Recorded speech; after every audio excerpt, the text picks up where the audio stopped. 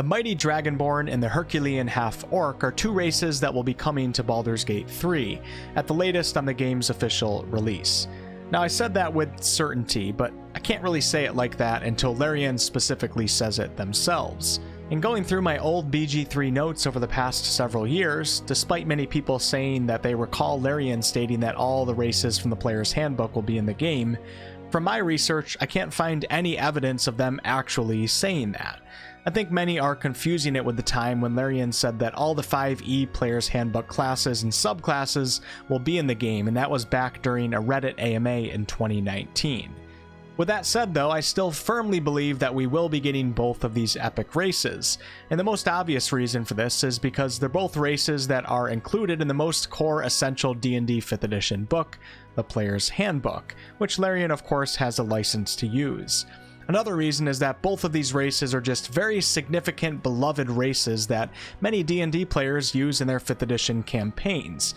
I think it'd be a bit of a cardinal sin to not include them in a vast 5th edition video game. We also know as a fact that there are going to be more races than what we currently have now, even with the recent addition of the Gnome race to early access. If that's not enough to convince you yet, I will say, and I don't consider this a spoiler unless you're someone who wants character creation to be a complete surprise on release, and if you're one of those people, close your ears for 3 seconds or so, I'll give you a signal to come back.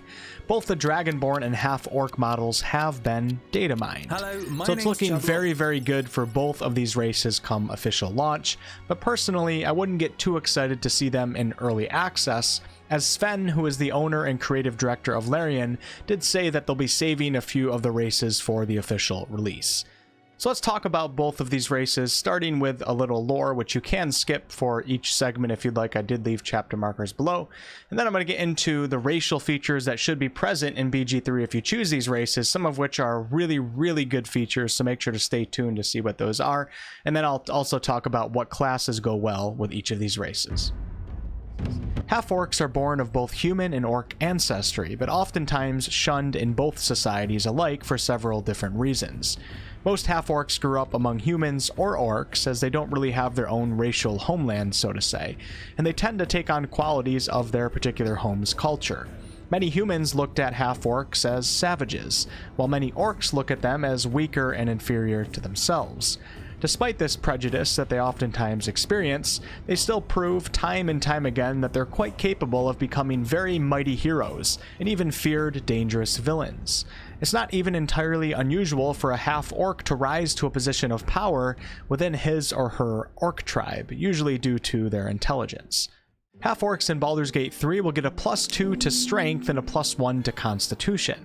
This makes them one of the best possible racial choices for your more martial-based classes, such as fighters, barbarians, and strength-based rangers. Half-orcs are also a great choice for the paladin class, and they're not that bad for strength-based clerics, but it can be tough not being able to get that 16 in wisdom and character creation. As always though, remember that you can make almost any class work well with any race, so don't be afraid to play what you want. The half-orcs' racial feature that really makes them stand out is called Relentless Endurance. Relentless Endurance makes it so that when your half-orcs' hit points are reduced to 0, they'll instead be reduced to 1. In Baldur's Gate 3, this would mean that your half-orc would not be knocked unconscious, they would still be standing ready to fight after a blow that would have knocked out most other races. This feature, however, can only be used once per long rest, but it's still extremely powerful and will likely push several of your upcoming battles in your favor. Another great feature of the half-orc is called Savage Attacks, which makes your critical hits even deadlier than what they already are, and it allows you to roll one of your weapon's die one more time and add it to the damage of a critical hit. This is pretty insane damage for just one hit. So if you score a critical hit with a great axe, that's 1d12, the critical hit makes it 2d12, and Savage Attacks makes it 3d12. The half-orc is clearly a great race for most of the martial classes. I should also note here that half-orcs do get dark vision, which is pretty important in Baldur's Gate 3. Now on to the Dragonborn. The Dragonborn are a race native to the planet of Abir, which is Toril's twin planet, and Toril's the planet where the continent of Faerun in Baldur's Gate can be found. Abir is located in the same material plane as Toril, but it's in a pocket dimension that is out of synchronicity with Toril. The Dragonborn for millennia have mostly been enslaved to dragons, and there were only a few clans that were able to successfully rebel, the most notable being the Dragonborn of Tymanchabar. During the Spell Plague, which was a major disaster that struck the realm space in 1385 DR, over a century before the events in Baldur's Gate 3, some parts of Abir, including the center of Tymanchabar, were transported to the planet of Toril. And around 100 years later, the Dragonborn had formed a strong and steady new homeland on Faerun in their militaristic nation of Tymanther, which is located far, far east of Baldur's Gate. If you're wondering why you can't play as a Dragonborn in BG 1 and 2, it's because those games took place in 1368 and 1369 respectively, and this was before the Dragonborn were even on Faerun. Apart from their hatred towards dragons, the Dragonborn didn't have any definitive relations with other races on Toril. In fact, they're even known to be quite tolerant towards races of all kinds, even ones that may be generally disliked. To a Dragonborn, the clan is more important than life itself, and they owe their devotion and respect to their clan above all else, even the gods. And speaking of gods, Dragonborn tend to be more on the agnostic side of things because there wasn't much divine influence back on the planet of Abir.